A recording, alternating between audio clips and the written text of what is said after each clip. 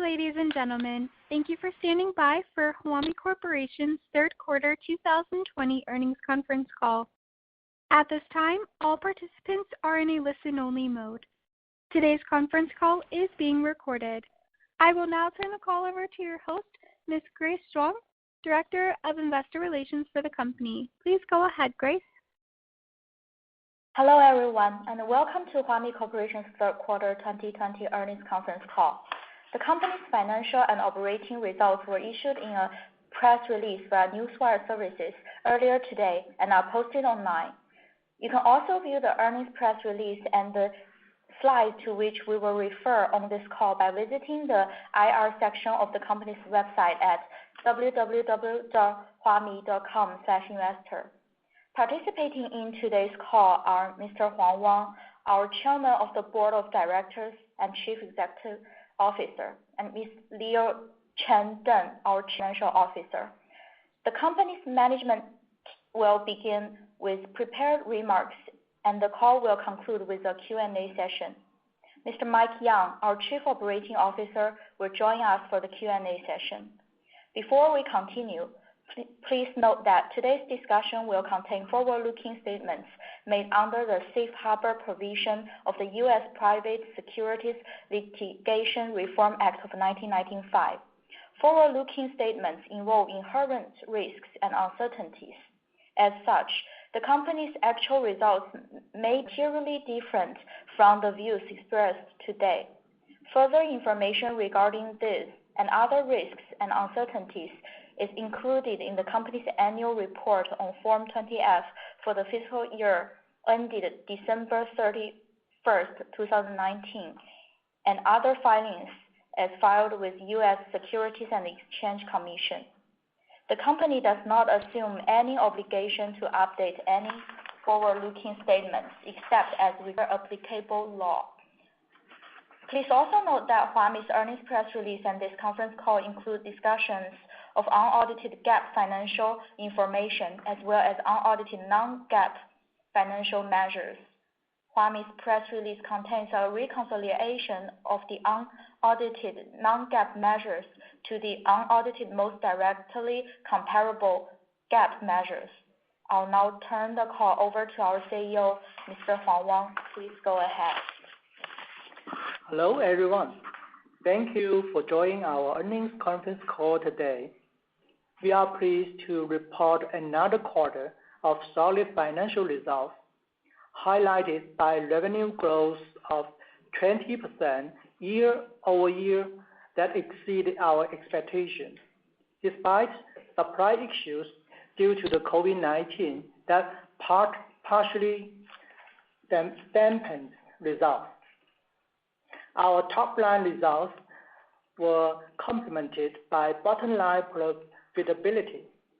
Together, these testify to the resonance of our portfolio of smart health products and services, as well as our efficient product development capabilities.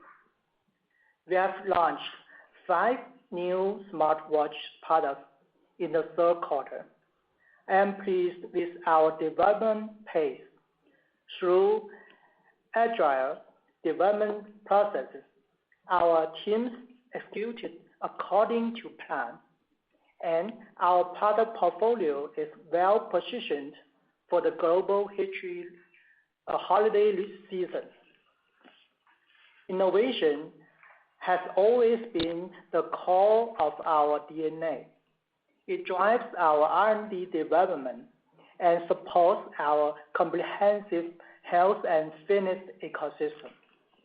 Reflecting this, we recorded a number of new product upgrades and launches in the third quarter.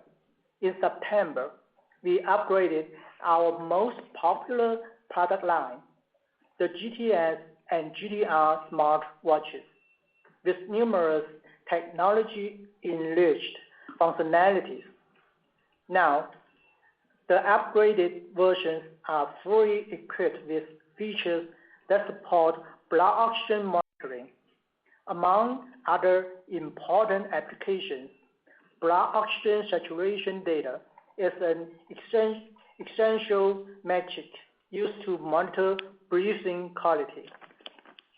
Our classic and sports variants of the Amazfit GTR2, as well as other select smart wearables, are also upgraded with our newly launched BioTracker 2 PPG 24/7 heart rate sensor. This sensor supports 5 biological data engines and is the most versatile and precise biosensor we have ever developed. We also launched our new upmarket Zepp brand, as previously announced in August. The Zepp line brings a more comprehensive and professional health and fitness management experience to users, leveraging our expertise of smart wearable technology. In the third quarter, we also extended our cooperation agreement with our strategic partner, Xiaomi. The Mi Band is an important product line to us and to the global value-focused market, and we are pleased to continue to work with Xiaomi on that product line. Now, turning to our global expansion efforts. Our Amazfit products achieved strong market position in many of the international markets we serve. According to the IDC report, we have been positioned as number 1 market share in Spain and Indonesia for several quarters.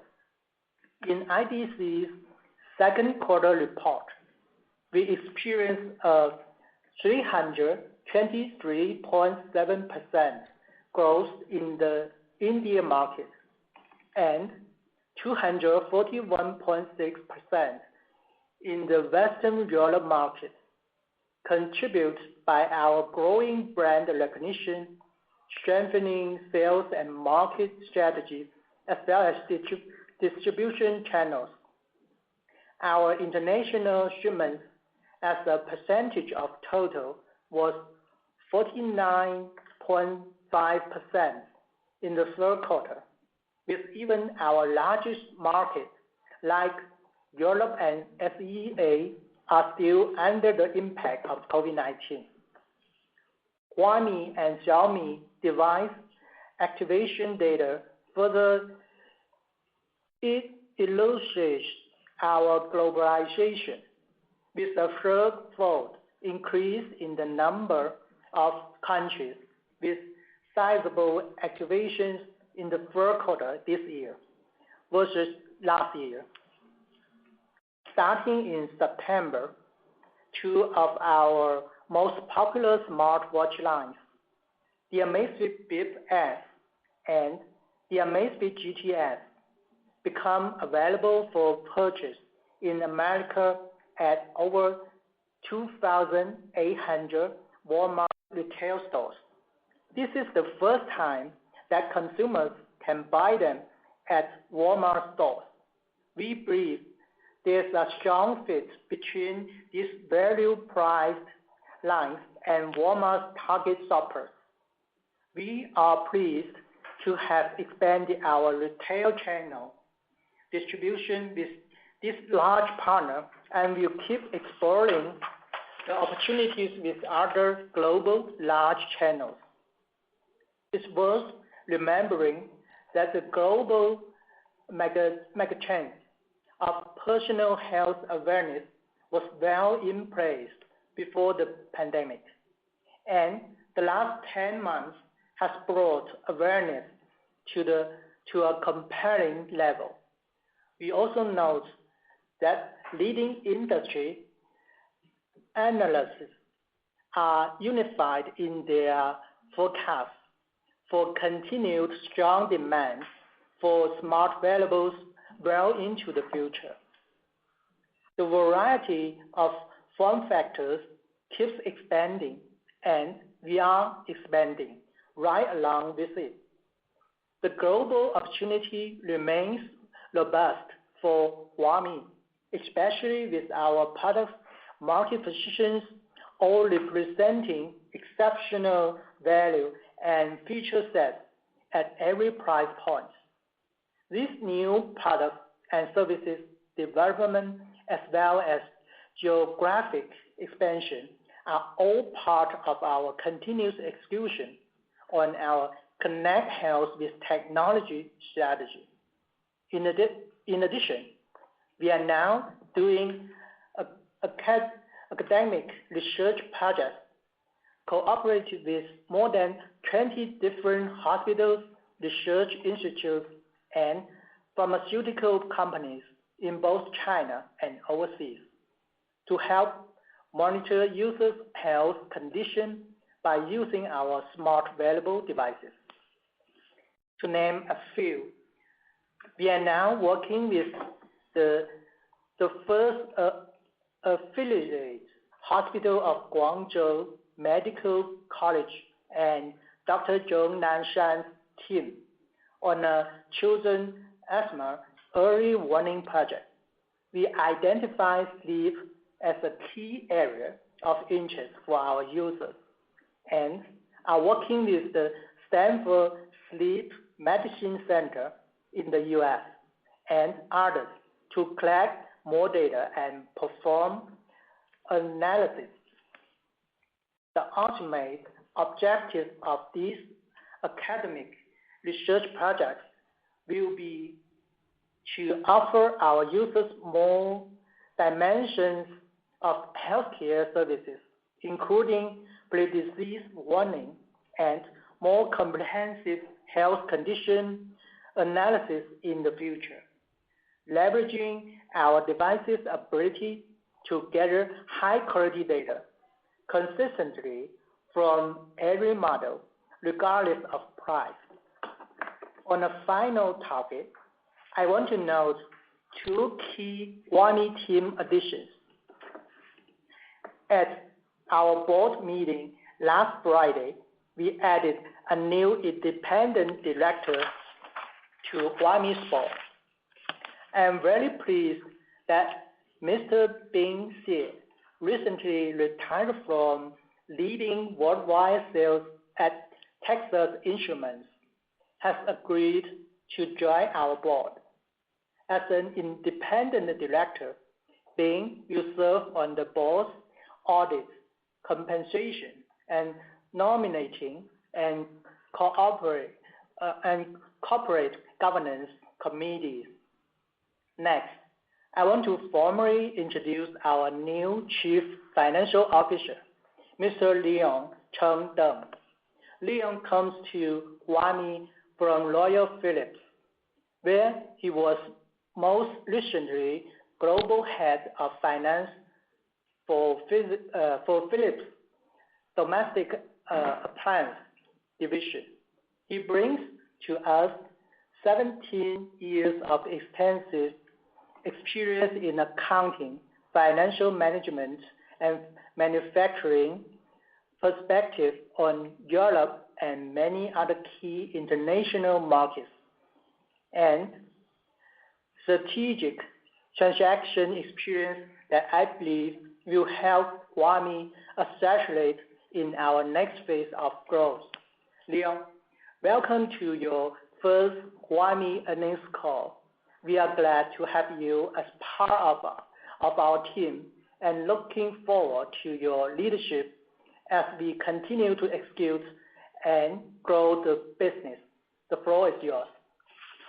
Thank you, Wang. I'm excited to join the Huami family. I believe that with my global consumer health experience, I can help the company focus and manage its sustainable growth. Huami has grown very fast and has many opportunities on both the health and fitness sector and consumer industrial sides of healthcare. Building off my 17 years of strategic, operational, financial, and accounting management experience at Philips, I will be focusing on continuing to improve management processes, planning and financial controls. I anticipate looking at areas such as working capital management, cash flow, and return on invested capital. I also look forward to leveraging my experience to help manage the company's global expansion in the future. So let's begin talking about third quarter results with sales.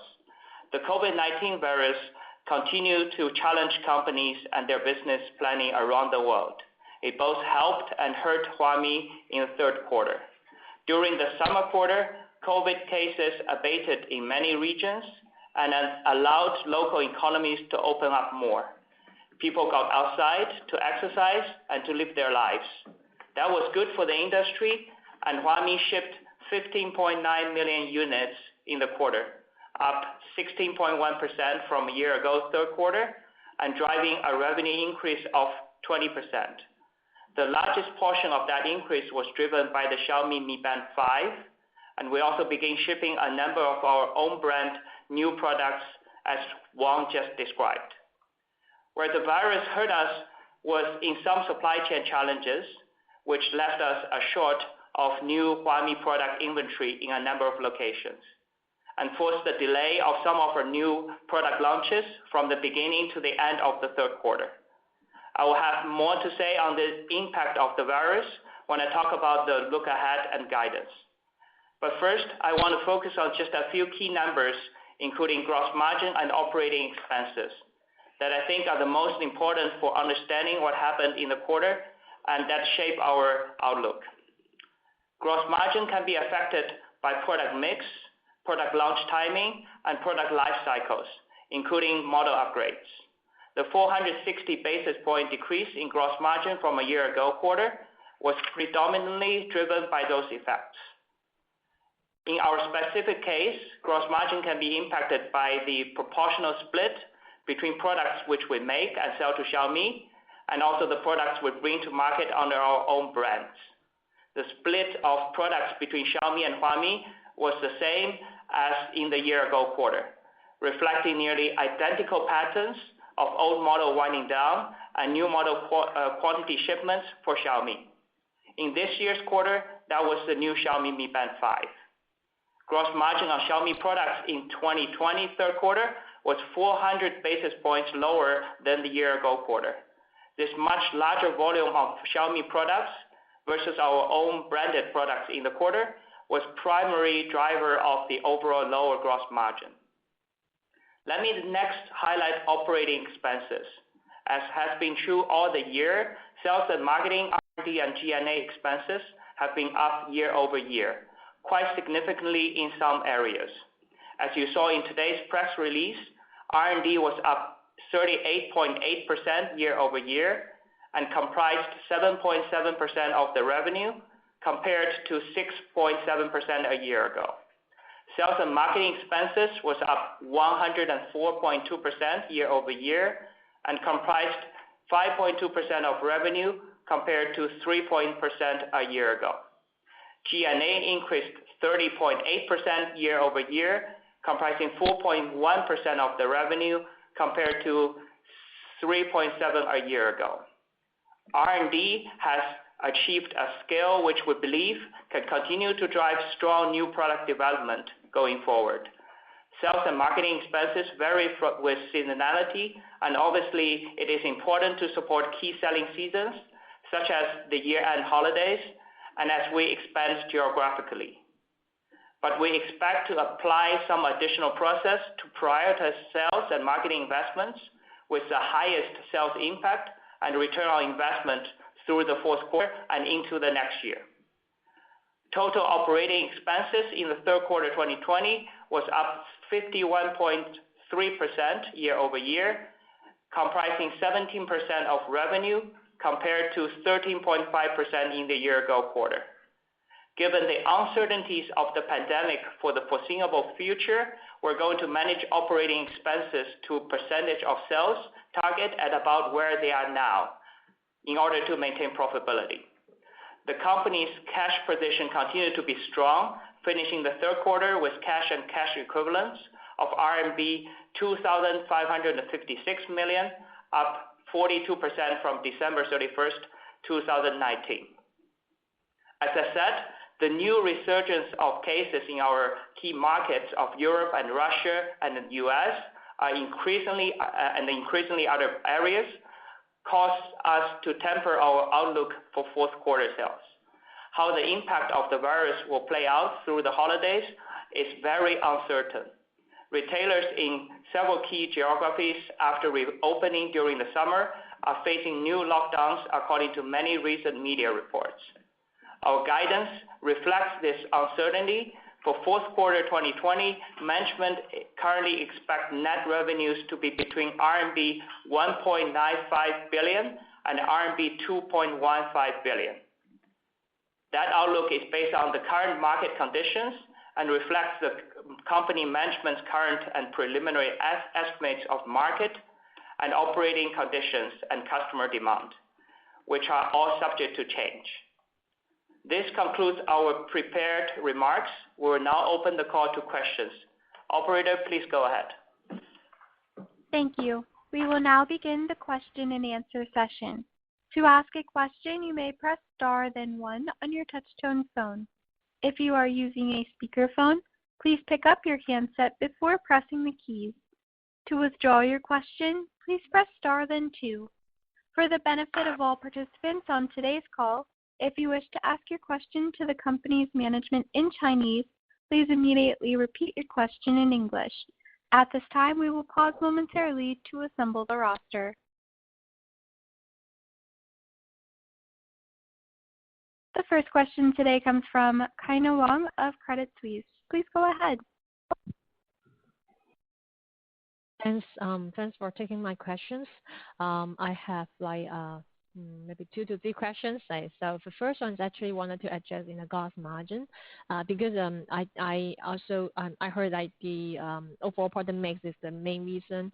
But do you think that this is also more long-lasting issue going into fourth quarter and also the first half next year? Because we also see Xiaomi is actually pushing harder to the promotion for those promotion and also launching product in the IoT business. So I think they want to drive the recovery in the IoT business for the second half and also next year. And so would these becomes more like long-lasting? I mean, into coming quarters in terms of these Xiaomi product mix issue. And I also want to check if there's any impact from the currency, the foreign exchange in terms of the margin, because we also see the RMB appreciations in the past quarter.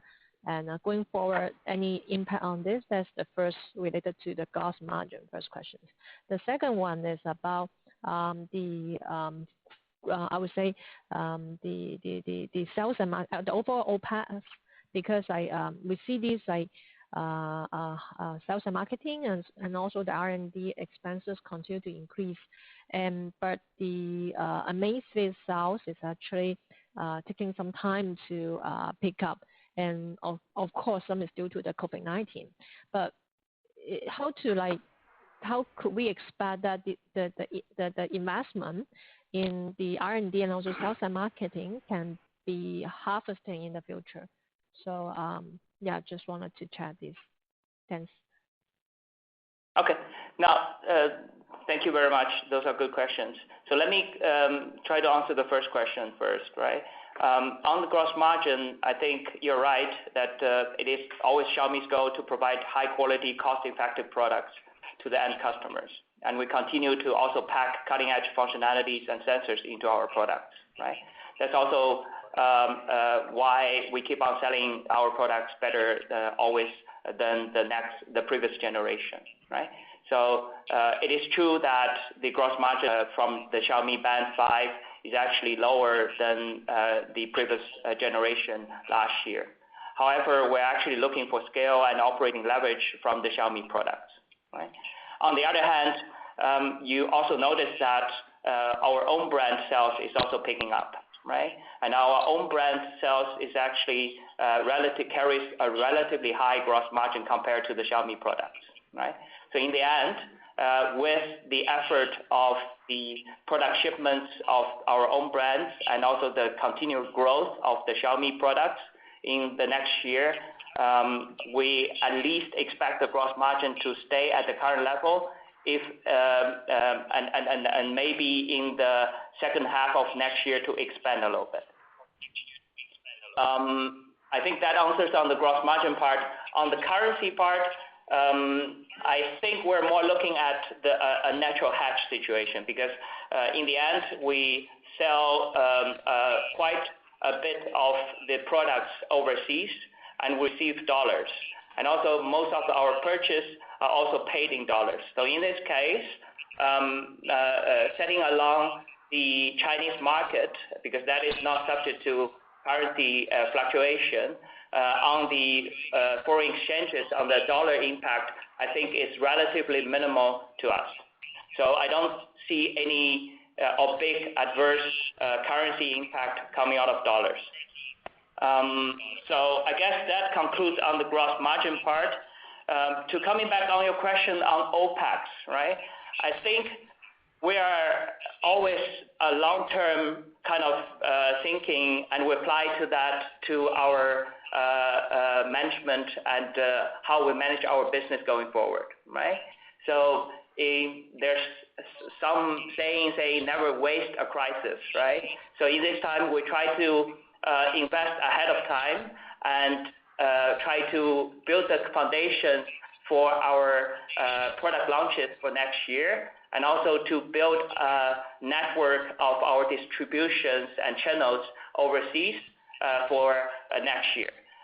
We believe that when the coronavirus is a little bit getting away, then it is good, and then probably it's going to be second half of next year. That will be the time that you will see a rebound of our performance. Thank you. As a reminder, if you do have a question, please press star, then 1. The next question comes from Joey Lee of Industrial Securities. Please go ahead. Okay, thanks for taking my question. My first question is, could the health monitor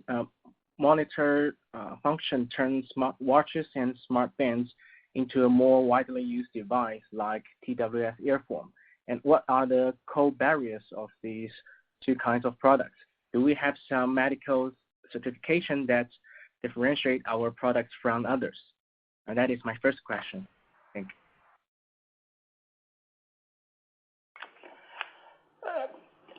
I think probably I will be the person to answer your question again. Yes, we see consumers adopting more and more the usage of health monitoring functionalities on the smartwatch during the pandemic, right? So that's why you see also our competitors and all the usage of the data on the wrist are picking up, right? Whether or not it will become a TWS market, I think it's too early to tell. But as you see, both Apple and other big brands, they're actually packing more and more functionalities like ECG and stuff like SpO2 Max into their watches. I think it's a good sign, and then and also a trend on where the industry is moving, right? And yes, there's definitely a barrier to it because you have the difference between a health and fitness device and a medical device, right? And then I think on the medical device part, we're on par, if not better than our key competitors, right? And with regard to if there's any core barriers on the usage of such a data, I think the FDA approval and the medical devices approval is going to set us apart between a casual health and fitness player and a serious health player, which we want to be in the future. Okay, thank you. My second question is that, as the last analyst mentioned, the R&D investments is relevantly high in the past 9 months this year. Could management give more color on what we invest in and how can we improve the property of our device?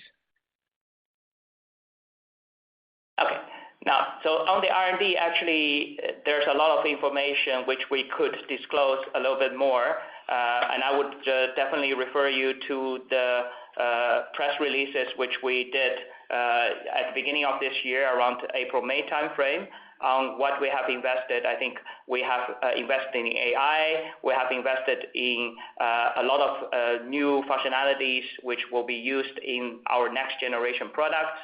And not to mention that we have actually, maybe you don't know, we almost refreshed all the product lines which we currently have for our own brands. By the end of this year, we have launched so many products in the course of this quarter, which should set us apart and also laid a great foundations for next year. I think that's just a glance of a few R&D investments which we did. And if you need to know more, please feel free to send a question to our IR contact, and then we'll get back to you. Okay, thank you. And I have one last question. We've heard that Huami has some cooperation with maybe insurance company to promote our healthcare solution. Could the management share more details on that? Yes. Hi. This is. Okay, go ahead, Mike. Yeah. Okay. Sorry, Leon. Yeah. We regarding the insurance companies, as you may have heard, we partner currently in Asia with Prudential Asia, where they've integrated our Pi technology algorithm into their Pulse app, which is their consumer app. That will be launched in over 11 countries in Asia. And that's just the beginning of our partnership with them. We will also partner with them on data analysis and also cross-selling of products. And we are also working on similar type of deals models, not only in Asia, but in US, North America, as well as Europe. And you will see announcements soon when we have signed those deals. Yeah. Okay, thank you. And that's all my.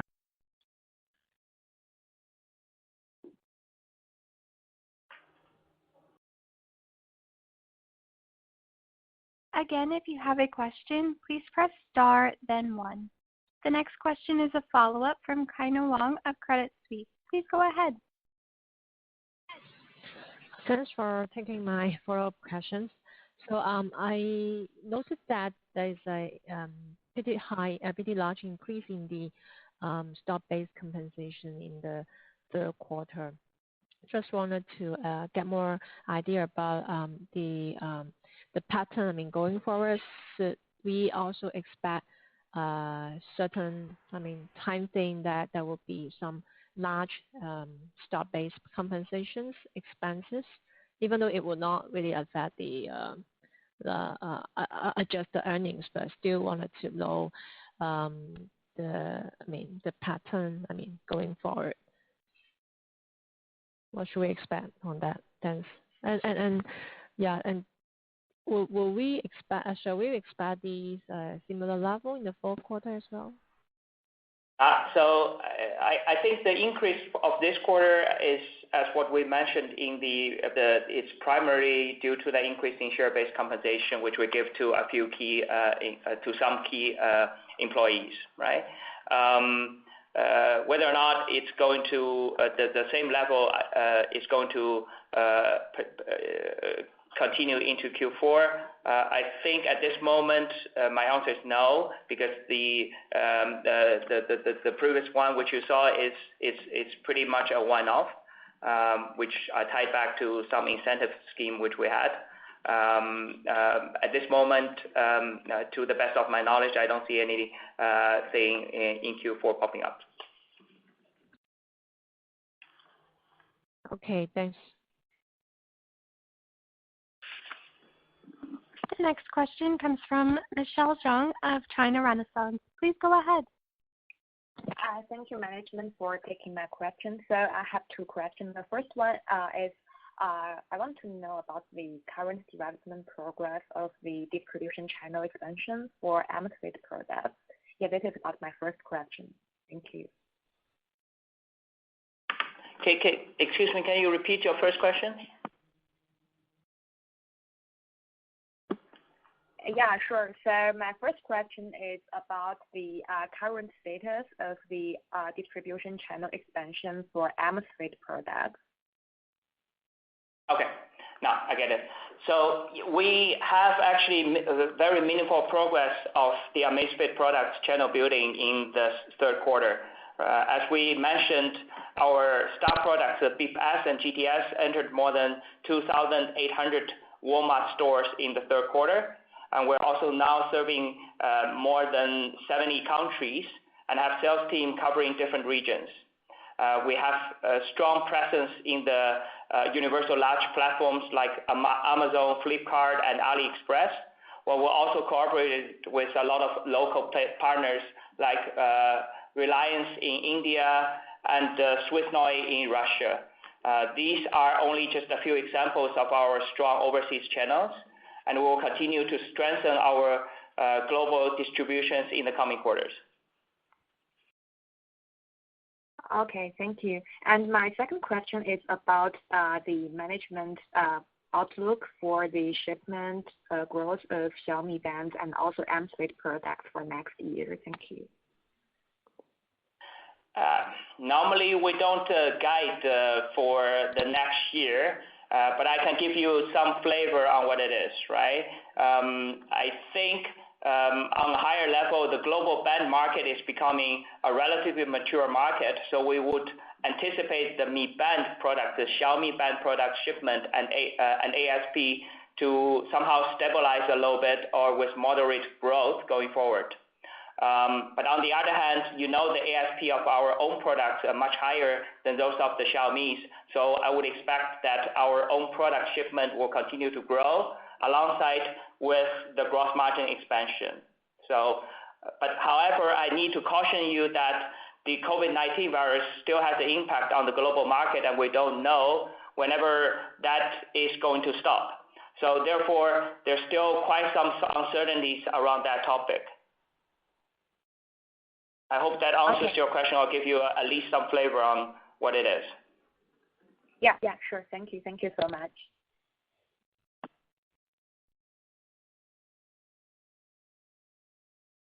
As there are no further questions, now I'd like to turn the call back over to the company for closing remarks. Thank you once again for joining us today. If you have further questions, please feel free to contact Huami's Investor Relations Department. This concludes this conference call. You may now disconnect your line. Thank you.